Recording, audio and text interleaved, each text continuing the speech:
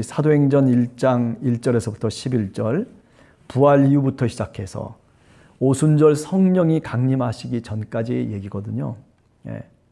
그런데 제가 이 부활 이후에 오순절 성령 강림이 임하실 때까지의 그 이야기 속에서 저는 가장 중요한 것이 뭐라고 생각하냐면 바로 증인으로서의 삶이다. 저는 그렇게 생각을 해요.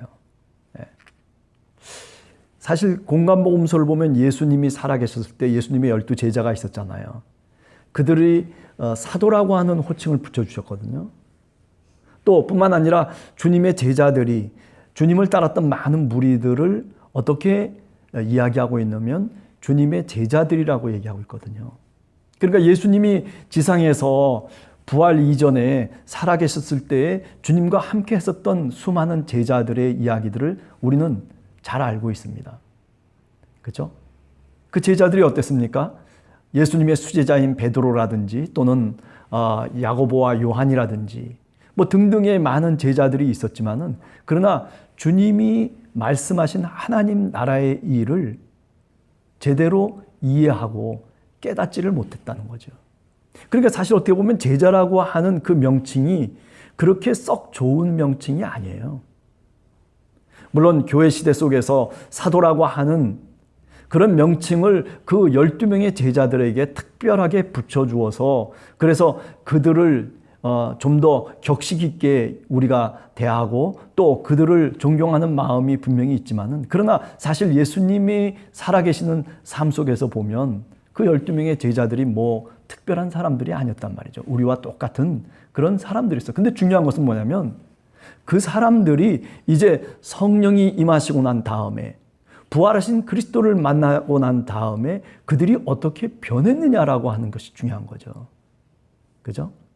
우리가 요한복음 21장 같은 데도 보면 사도 베드로가 어떻게 변하고 있느냐라고 하는 것을 우리들한테 잘 나타내 주고 있죠. 이야기 속에서 보면 예수님이 7명의 제자들에게 나타나시기도 하고 그리고 생선을 구워 주시면서 그들에게 먹으라고 청하시기도 하고 또 자신을 의심하고 있었던 도마에게 나타내셔서 그래서 그의 눈이 떠지게 만들고 그리고 나의 주님, 나의 하나님이라고 하는 그런 신앙 고백을 도마가 할 수 있도록 그렇게 누가 예수 그리스도께서 그 일들을 그 하나님 나라의 일을 사실은 하고 있었다는 거죠. 그리고 난 다음에 베드로에게 주님께서 나타나셔서 뭐라고 얘기합니까? 네가 나를 사랑하느냐 3번씩 물으시잖아요. 그럴 때 베드로가 예, 내가 당신을 사랑합니다 라고 하는 얘기를 하거든요. 그럴 때 주님께서 어떻게 합니까? 부활하신 그리스도께서 그 베드로에게 새로운 사명을 주세요. 그 새로운 사명이 뭐예요? 야, 너는 나를 따르라. 내가 너로 하여금 사람을 낚는 어부가 되게 하겠다. 이런 사명이 아니라 어떤 사명을 주시고 계시냐면 21장에 보면 내 양을 치라. 내 양을 먹이라. 뭔가 제자로서, 뭔가 사도로서의 어떤 권위라기보다는 보다 더 양을 치는 목자처럼 양을 먹이라고 얘기하고 있고 양을 치라고 주님께서 그 베드로에게 부탁하고 있거든요. 아마 사도 베드로는 이제 교회를 이끌어가면서 늘 그 부활하신 그리스도께서 주신 그 사명을 감당하려고 애를 쓰고 그리고 수고를 아끼지 않았을 것이다. 그렇게 우리가 충분히 생각할 수 있는 겁니다. 그죠? 예. 그러니까 옛날에 주님을 따라다녔던 그 모습 속에서 변화돼서 이제는 정말 목자로서 양을 치고 그리고 양을 먹이는 그런 모습으로 바뀌어지는, 다시 말하면 섬기는 자로 바뀌어지는 거예요. 나를 따르라 하는 이런 리더십이 아니라 이제는 뭐냐면 양의 똥도 치워야 되고 양과 함께 같이 동거동락하면서 힘들지만은 그러나 그 일을 감당해야 되는 그런 모습으로 베드로가 바뀌어지는 거예요. 그래서 어떻게 됐습니까? 그 베드로가 결국 그 목자의 모습을 갖고 살아가다가 결국 로마에서 순교를 당하는 거예요. 여러분들이 잘 아시는 쿠어바디스라고 하는 영화 속에서 보면, 그죠? 쿠어바디스, 어디로 가시나이까라는 뜻이거든요. 그래서 쿠어바디스 도미네, 주여 어디로 가시나이까. 네. 주님이 십자가를 향해서 베드로가 십자가를 거꾸로 말하자면 반대편으로 가고 있는 그 길을 막으시면서 주님이 자신을 보여드릴 때, 그때 베드로가 비로소 깨닫는 거죠. 나는 어디로 가야 될 것인가. 그래서 어디로 갔어요? 결국 로마의 십자가 형틀로 자기 자신이 걸어가는 거죠. 주님이 십자가에서 옳게 돌아가셨으니 나는 거꾸로 십자가에 달려 죽겠다라고 그렇게 자청했다라고 하는 그런 전설적인 이야기도 우리가 잘 알고 있습니다. 자, 이처럼 이제 12명의 사도들, 주님의 제자들은 제자라고 하는 배지를 이름표를 달고 살아가는 사람들이 아니라 이제는 어떻게 되냐면 부활 이후에는 성령이 임하시고 난 다음에는 그들이 이제는 하나님의 증인으로서,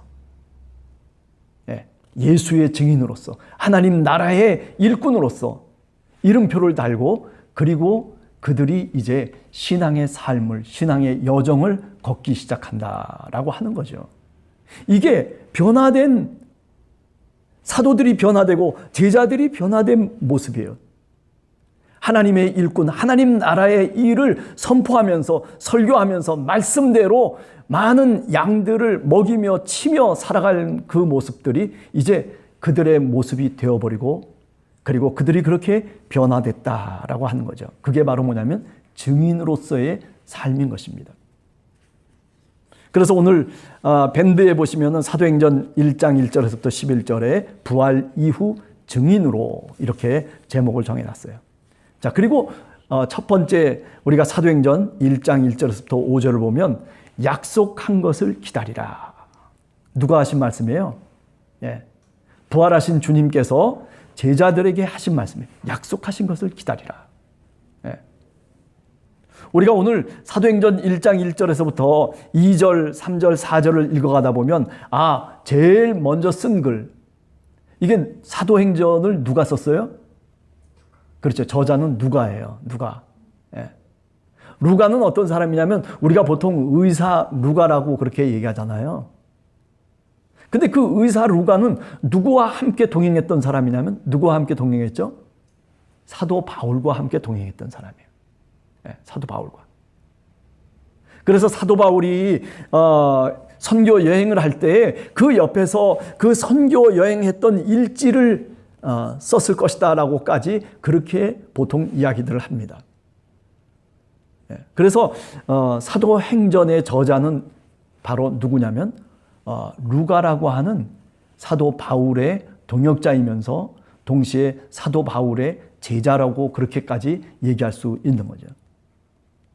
그런데 이 루가는 세상을 어떻게 보고 있냐면은 그저 베드로가 보는 것처럼 또는 다른 어떤 신앙인이 보는 것처럼 그렇게 보질 않아요. 세상을 어떻게 보면 세상은 구원받아야 될 하나님의 은혜가 주어져야만 되는, 성령이 임해야만 되는 바로 그런 장소로 보고 있는 거예요.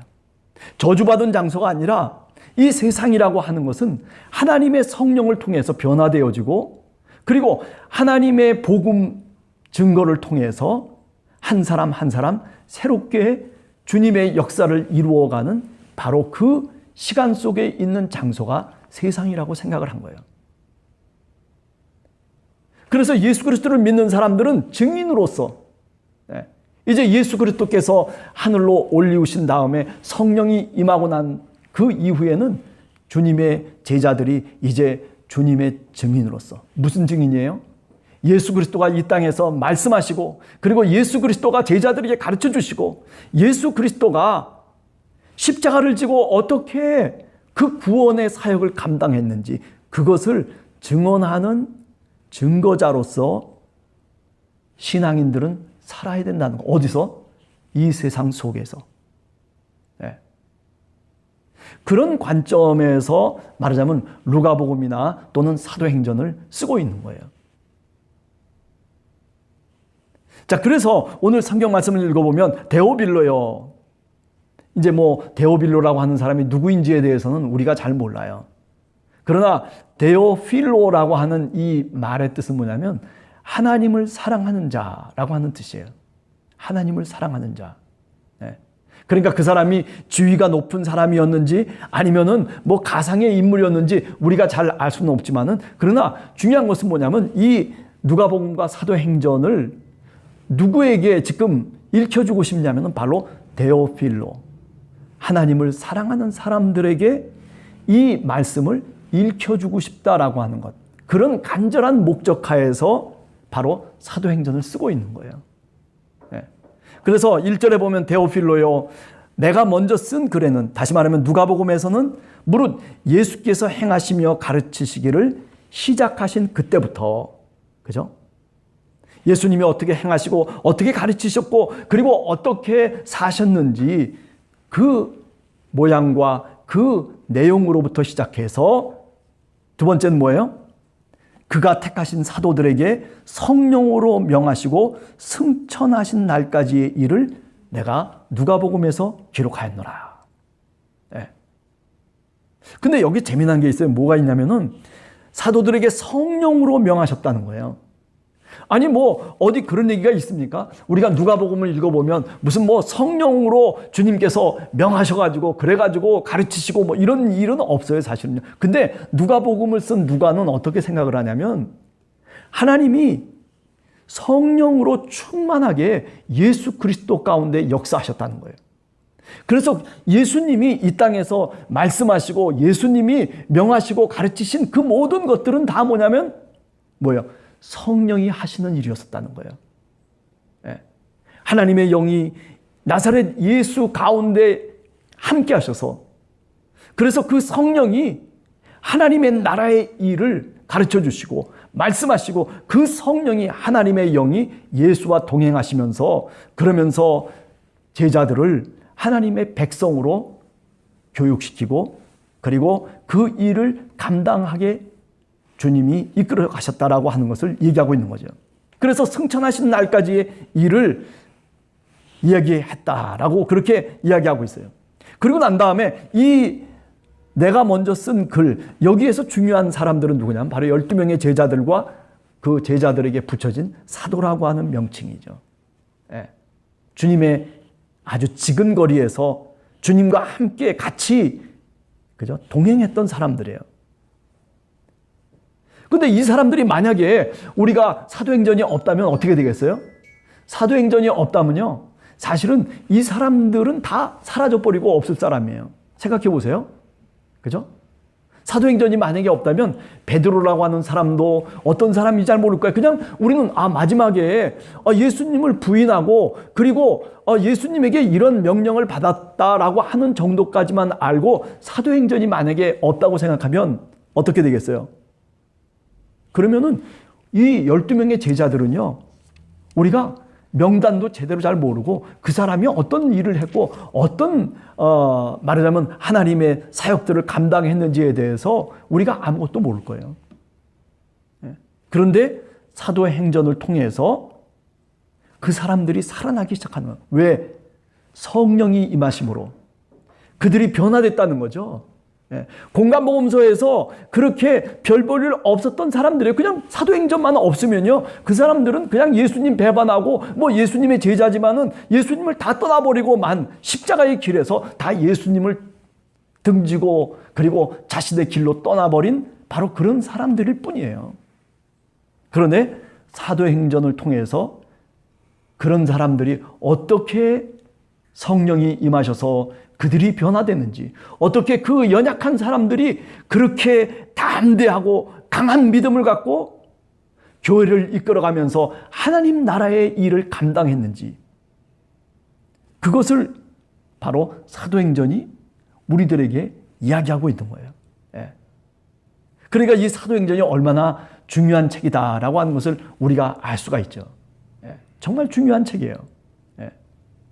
연약한 자들이 성령의 충만함을 통해서, 성령의 능력을 통해서 하나님의 영광을 드러내고, 고난 가운데 고난을 피하면서 도망쳤던 그 사람들이 이제 고난의 불 속에 뛰어드는 그런 용기와 그리고 그런 담대한 믿음을 갖게 된 그 모습들을 오늘 이 사도행전은 우리들에게 그대로 보여주고 있는 겁니다. 자, 그래서 3절에 보면 그가 고난을 받으신 후에 또한 그들에게 확실한 많은 증거로 친히 살아계심을 나타내사. 부활 이후에, 그죠? 어떻게 주님께서 나타나셨는가?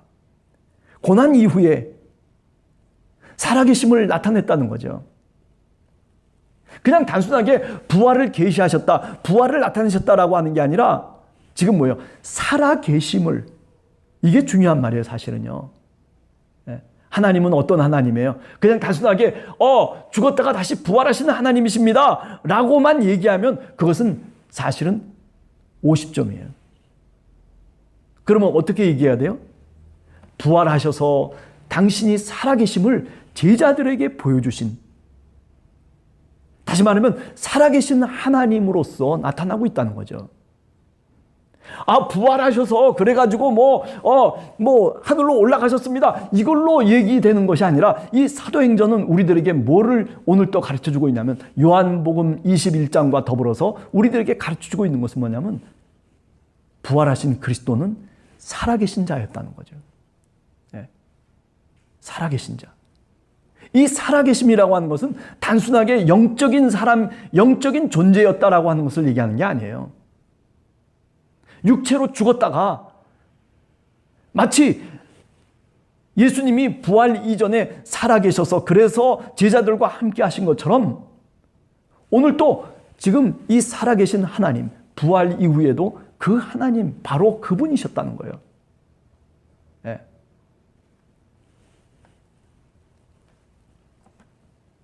살아계심, 그 살아계심을 제자들에게 나타내셨다.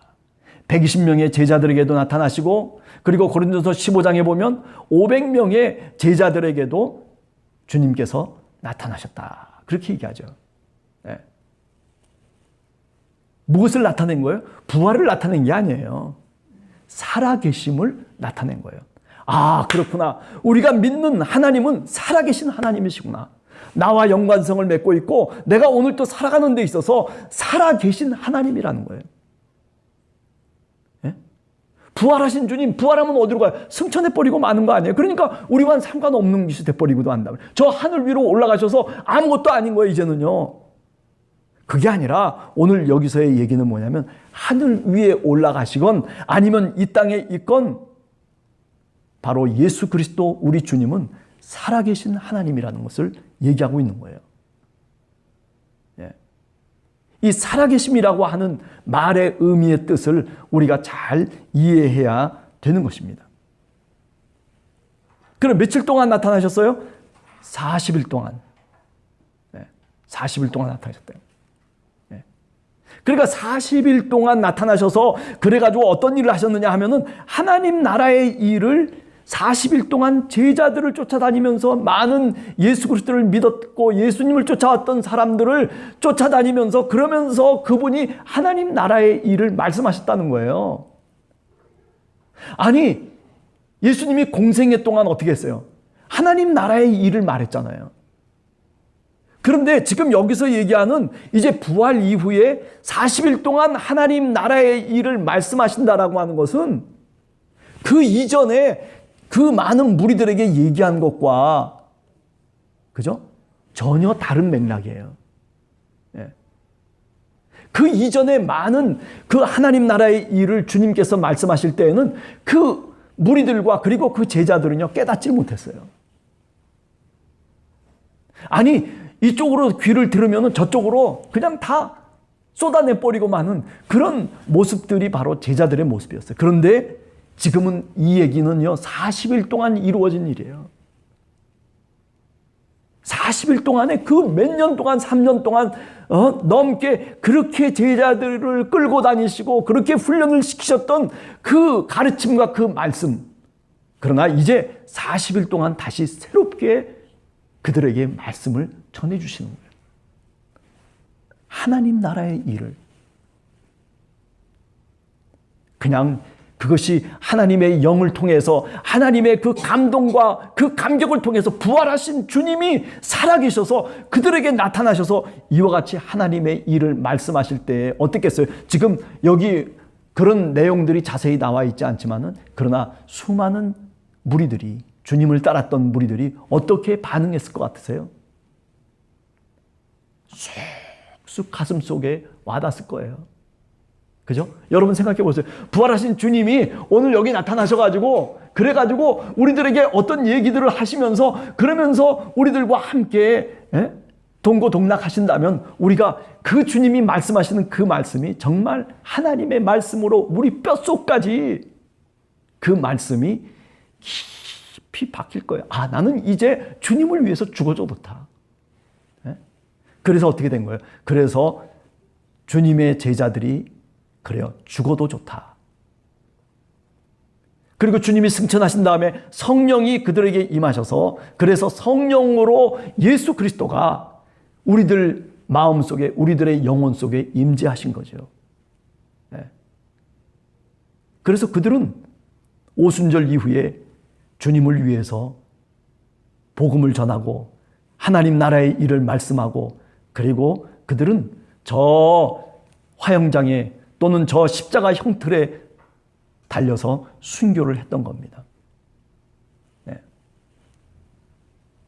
그죠? 그래서 마지막에 보면 이렇게 얘기해요. 4절에 보면 사도들이 함께 모여 있을 때 그들에게 분부하여 이르시되 뭐라고 얘기합니까? 예루살렘을 떠나지 말고 아버지께서 약속하신 것을 기다리라. 그러면 어떻게 하겠다? 성령으로 너희가 세례를 받을 것이다. 이렇게 말씀을 하고 있습니다. 우리가 마태복음 같은 데 보면 예수님이 승천하시면서 제자들에게 어느 갈릴리 산에서 말씀을 하세요. 그 말씀은 뭐냐면 그건 뭐예요? 그죠? 너희가 모든 민족으로 제자를 삼아 아들과 그죠? 아버지와 아들과 성령의 이름으로 세례를 주고 그리고 모든 민족으로 가르쳐 지키게 하라는 거죠. 내가 세상 끝날까지 너희와 함께 있겠다라고 그렇게 마지막 선교 명령을 얘기하고 계시죠. 뭐가 진짜냐, 뭐가 가짜냐 이런 얘기를 하려고 하는 것이 아니라 지금 이 누가복음은 우리들한테 바로 이것을 얘기하고 싶어요. 뭐예요? 아버지께서 약속하신 것을 기다리라는 거예요. 떠나지 말고 그리고 성령으로 세례를 그리하면 받을 것이다. 그렇게 이야기를 하고 있는 겁니다. 왜? 왜 성령을 기다려야 돼요? 왜 성령을 받아야 돼요? 그 성령은 하나님의 영이세요. 그 성령이 우리와 함께 하시기 때문에 우리에게 믿음이 아직도 존재하고 있는 것이고 또 성령이 우리와 함께 하시기 때문에 우리가 어려운 가운데서도 고난 가운데서도 우리의 마음속에 하나님이 평안을 주시는 거예요. 하나님이 힘을 주시고 하나님이 지혜를 주시고 지식을 주시고 하나님이 우리들에게 능력을 주시는 것이죠. 그래서 이 제자들은 이 사도들은 이제 이 명령을 쫓아서 예루살렘에서 떠나지 않고 기도하기 시작하는 거죠. 그죠? 이제 다음 수요일 날 우리가 한 번 더 이야기를 하겠습니다만은 120명의 사람들이 모여가지고 그래가지고 열심을 다해서 예루살렘에서 기도를 했어요. 예루살렘을 떠나지 말라고 해서 그래서 이제 떠나지 않았어요. 예루살렘이 어떤 곳이에요? 생각해 보세요. 이 사람들은 다 어디 사람이냐면 갈릴리 사람들이에요. 그죠? 11절을 보세요. 11절에 보면 이르시되 갈릴리 사람들아. 갈릴리는 저 먼 북쪽에 있는 나라예요. 오늘 우리나라로 얘기하면 평양에 있는 사람들이에요. 그런데 그러면 이 예루살렘은 어디예요? 예루살렘은 저 남쪽이에요.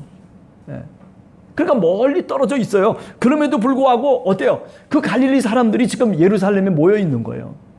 왜? 주님이 예루살렘에서 모여서 떠나지 말고 기도하라고 그렇게 말씀하신 그 약속의 말씀을 이들이 실천하는 거죠. 실행하는 거예요. 사실 예루살렘이라고 하는 것이 어떤 곳이에요?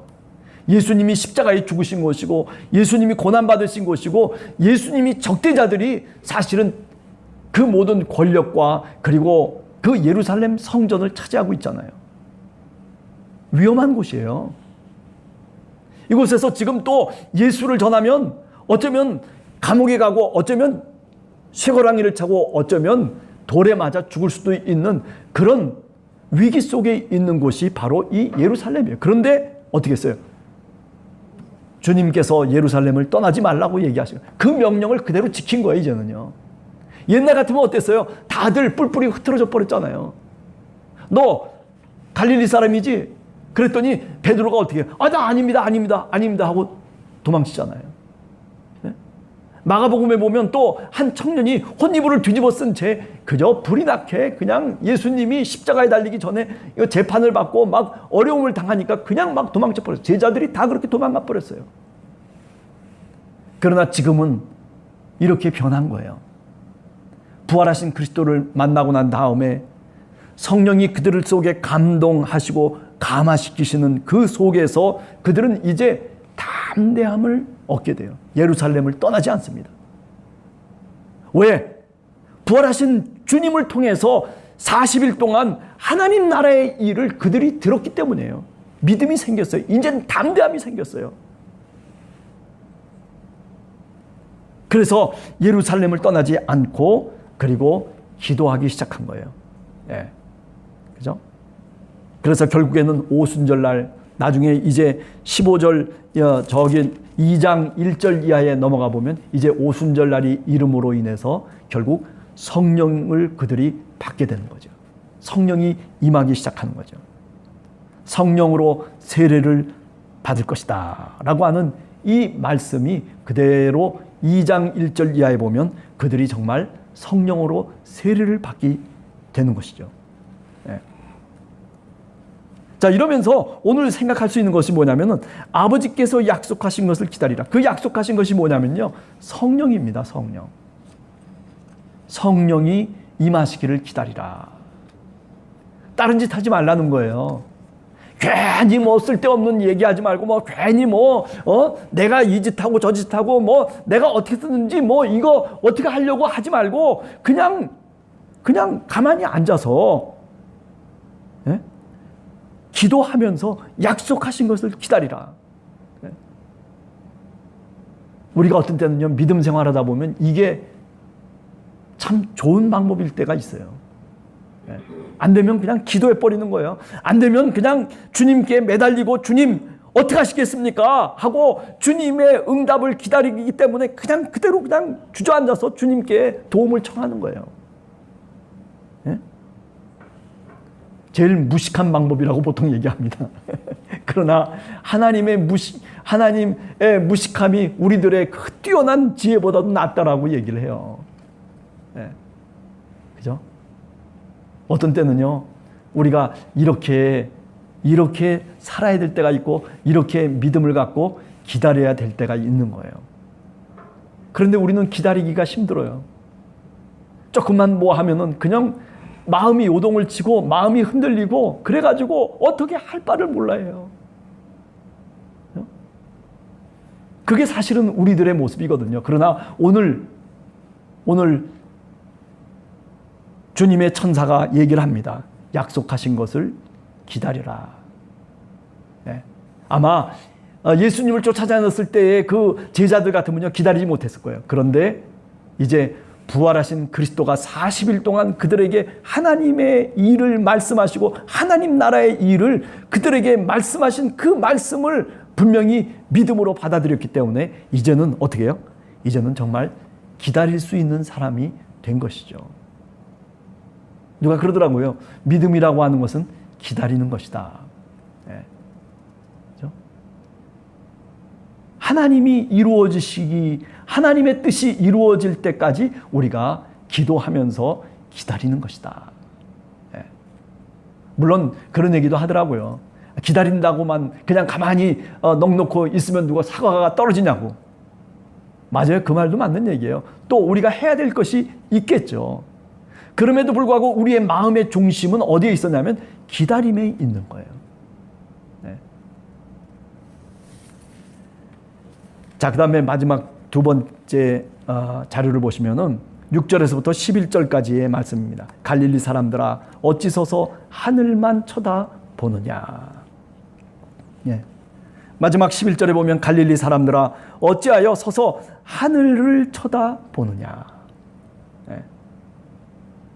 우리가 신앙생활하면서 사실은요 하늘을 쳐다보는 것보다는요 지금 내 옆에 있는 이 땅을, 이 세상을 쳐다봐야 돼요. 네.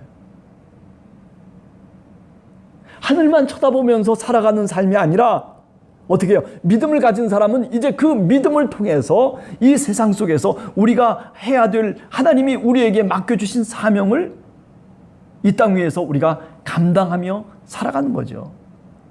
네? 내 옆에 아직도 힘들어하는 사람이 누군가? 내가 손을 내밀어서 손을 붙잡아 줄 수 있는 사람이 또 누굴까? 그죠? 아직도 성전 미문가에서 안진뱅이처럼 구걸하고 있는 한 사람을 바라볼 수밖에 없는 것이 바로 성령의 사람들이죠. 나사렛 예수 그리스도의 이름으로 명하노니 일어나 걸으라. 그죠? 그렇게 땅에 있는 사람들을 바라보는 거예요. 예수 그리스도께서 그렇게 사셨어요. 빌립보서 2장 6절에 보면 예수님은 누구였어요? 원래 하나님이셨다는 거예요. 그러나 하나님과 동등됨으로 취하지 아니하시고 이 땅에 사람의 모양으로 이 땅에 오셨다는 거예요.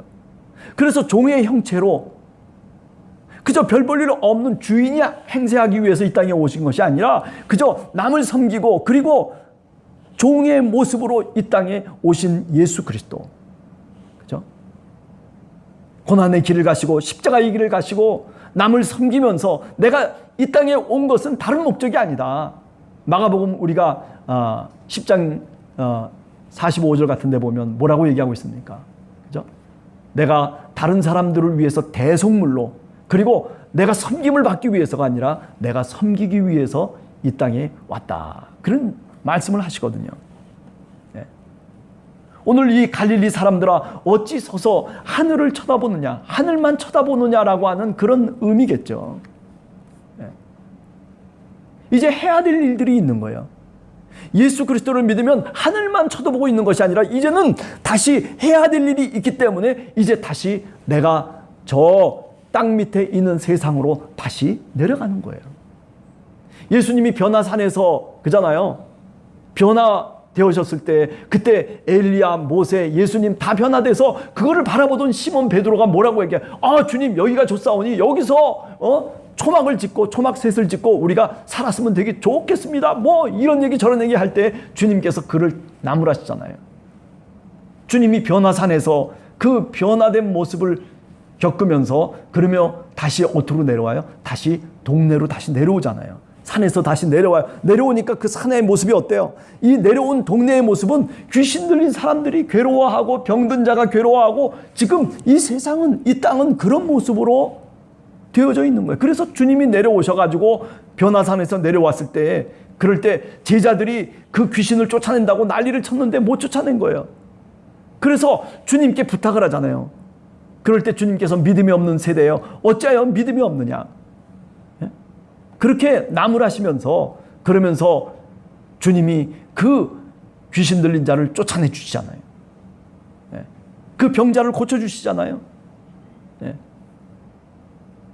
그게 뭐냐면은 하늘 위에서만 있는 것이 신앙이 아니에요. 이 땅에 내려와서 하나님이 맡겨주신 사명을 감당해야 된다는 거예요. 이제 그래서 사도행전 1장을 넘어서서 이제 쭉 사도행전이 진행되면서는 다 뭐예요? 하늘의 일을 얘기하려고 하는 것이 아니라 이 땅에서 성령께서 어떻게 역사하시고 사람들이 주님의 백성들이 어떻게 복음을 전하면서 하나님의 나라가 확장돼 나가는지 그 구원의 역사가 사도행전에서 이야기되고 전개돼 나가고 있는 것이죠. 6절에 보면 제자들이 예수님께 묻습니다. 주여, 주께서 이스라엘을 회복하심이 지금이십니까? 이때입니까? 그랬더니 7, 8절에 뭐라고 얘기합니까? 너희가 알 바가 아니요 오직 성령이 너에게 임하시면 너희가 권능을 받고 예루살렘과 온 유대와 사마리아와 땅끝까지 이르러 내 증인이 되리라. 저는 증인이 된다라고 하는 이 증인이라고 하는 말이 헬라말로는 마르투스라고 하는 말이에요. 이거는 무슨 뜻이냐면요. 이게 원래 뜻은 뭐냐면 증인이라고 하는 뜻도 있지만은 순교자라는 뜻이에요. 순교자. 순교자. 마르투스. 예. 너는 내 순교자가 될 것이다 라고 하는 그런 뜻으로도 충분히 이야기할 수 있어요. 예. 그러니까 이 증인으로서의 삶이라고 하는 것은 단순히 제자들이나 사도들로서의 삶이 아니라, 우리는 이제 제자들도 아니고 사도들도 우리가 뭐 제자 교육 많이 얘기하잖아요. 근데 제자 교육이 중요한 게 아니에요. 그거는 지금 이 사도행전 속에서는 증인으로서의 삶을 우리들에게 요구하고 있는 거예요. 마르투스. 예. 그죠? 내 증인이 되리라. 주님의 백성으로 세상 속에 나가서 이제 주님을 증언하면서 살아가야 될 책임이 누구에게 있냐면 바로 우리들에게 있다는 거죠. 제자들에게 있다는 거예요. 예수를 믿는 사람들에게 바로 우리 교회 속에 그런 사명이 주어진 거예요. 나는 주님의 증인이 돼야 된다는 거예요. 증인은 뭐예요? 결국 증언하는 거예요. 증언하는 거. 내가 믿는 예수는 이런 분이십니다. 내가 경험한 바로 예수 그리스도는 이런 분이셨습니다. 내가 증언하는 거예요. 누구한테? 모르는 사람한테 증언을 하는 거예요. 그죠? 그래서 예수 그리스도를 믿게 하고 구원의 교회 속에 들어오게 하는 그런 역할을 누가 하는 거냐면 바로 우리 성도들이 하는 거죠. 우리들 신앙인들이 하는 거예요. 교회라고 하는 것은 어떤 것이냐? 오늘 이 7, 8절을 갖고서 우리가 얘기해 보면 바로 주님의 증인들이 모여 있는 곳이 바로 교회예요. 여호와 증인만 여호와 증인만 무슨 교회가 아니고, 우리는 여호와 증인이 아니라 우리는 누구의 증인이에요? 예수 그리스도의 증인이에요. 그분들은 제가 보기에는 앞에 여호와의 증인이라고 하는 그 말로 딱 가로를 막아놨기 때문에 사실은 바보 같은 일이에요. 우리는 여호와의 증인이 아니에요. 우리는 누구의 증인? 예수 그리스도의 증인인 거예요. 그 모임이 바로 뭐냐면 바로 그리스도의 몸된 교회라고 얘기할 수 있는 겁니다. 따라서 여러분과 제가 그죠? 이 땅에 살아가면서 성령께서 우리에게 임하셔서 우리들에게 무엇을 하나님이 원하시고 계시느냐 하면은 바로 증인의 삶을 살기를 성령께서 우리들에게 원하시고 있다라고 하는 거죠. 성령이 임하시는 목적은 뭐냐면은 내가 뭐 잘 살기 위해서 성령이 임하는 것도 아니고, 내가 무슨 뭐 커다란 지식을 갖고 능력을 갖기 위해서 성령이 임하는 것이 아니라 누구로? 증인으로. 증인이라고 하는 뜻이 뭐라고요? 순교자라고 하는 뜻이에요. 이거 굉장히 어려운 얘기입니다, 사실은. 자, 그리고 난 다음에 11절에 보면 이제 오늘 읽은 내용이 나오죠. 갈릴리 사람들아, 어찌하여 서서 하늘을 쳐다보느냐? 너희 가운데서 하늘로 올려진 이 예수는 하늘로 가심을 본 그대로 오시리라 했느니라. 저는 이 예수라고 하는 말에 빨간 줄을 그어야 된다고 생각해요. 이게 헬라 문장에서는요, 후토스라고 하는 말하자면 관사를 사용하고 있어요. 대명사를 사용하고 있어요. 지시대명사. 영어로 얘기하면 this라고 하는 말이에요. 제가 지난 주일날 그 얘기를 했잖아요. 그죠? 더 지저스냐 아니면 this 지저스냐. 우리는 더 지저스를 우리가 얘기하는 게 아니에요. 저 사람이 얘기하는 예수, 저 사람이 얘기하는 뭘 얘기하는 게 아니에요. 우리는 this. 오늘 나와 연관이 있고 오늘 나와 함께 하고 있는 예수를 우리는 오늘 또 증언하는 거예요.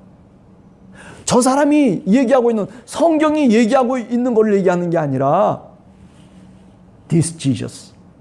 오늘 바로 이 예수. 이 예수.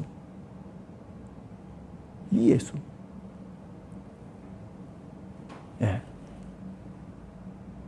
내가 경험하고 내가 깨닫고 오늘 또 나와 함께 동행하시고 오늘 또 살아계셔서 내게 역사하시는 바로 그 예수 그리스도, 우리 주님, 바로 이분. 바로 이 예수, 이 예수가 오실 것이라는 거죠. 누구에게 오는 거예요? 바로 성령으로 주님의 증인으로 살아가려고 하는 바로 그 사람들, 갈릴리 사람들, 하늘만 쳐다보는 갈릴리 사람들이 아니라 이제는 새롭게 변화된 신앙인으로서, 증인으로서 성령의 사람들로서 바로 이 예수를 증거하는 그 증인으로서 주님께서 우리를 부르시고 그리고 우리에게 증인으로서의 삶을 살도록 사명을 주시는 거죠. 예. 자, 오늘은 여기서 마치도록 하겠습니다. 오늘 이렇게 쭉 읽은 본문 가운데서 중요한 것이 뭘까 한번 생각을 해봐요. 저는 그 무엇보다도 중요한 것은 뭐냐면은 정말 우리가 뭐 제자가 되겠다, 뭐 사도가 되겠다, 뭐 이런 어떤 자기 이름표를 달고 살아가지 말고 나는 하나님의 증인입니다. 주님의 증인이라고 하는 그 이름표를 달고 우리가 살아갔으면 좋겠다라고 하는 것이요. 우리는 증인입니다. 그죠? 증인입니다. 또 두 번째는 뭐냐면 이 예수, 그 예수가 아니에요. 누가 얘기하는 그 예수가 아니라 오늘 내가 만나고 오늘 내가 경험한 바로 그분, 그 주님, 이 주님, 이 예수, 이 말을 한 번 더 우리가 되새기면서 한 주간도 우리가 주님 안에서 동행하며 살아갈 수 있는 여러분과 제가 되기를 간절히 주님의 이름으로 축원합니다. 같이 기도하겠습니다.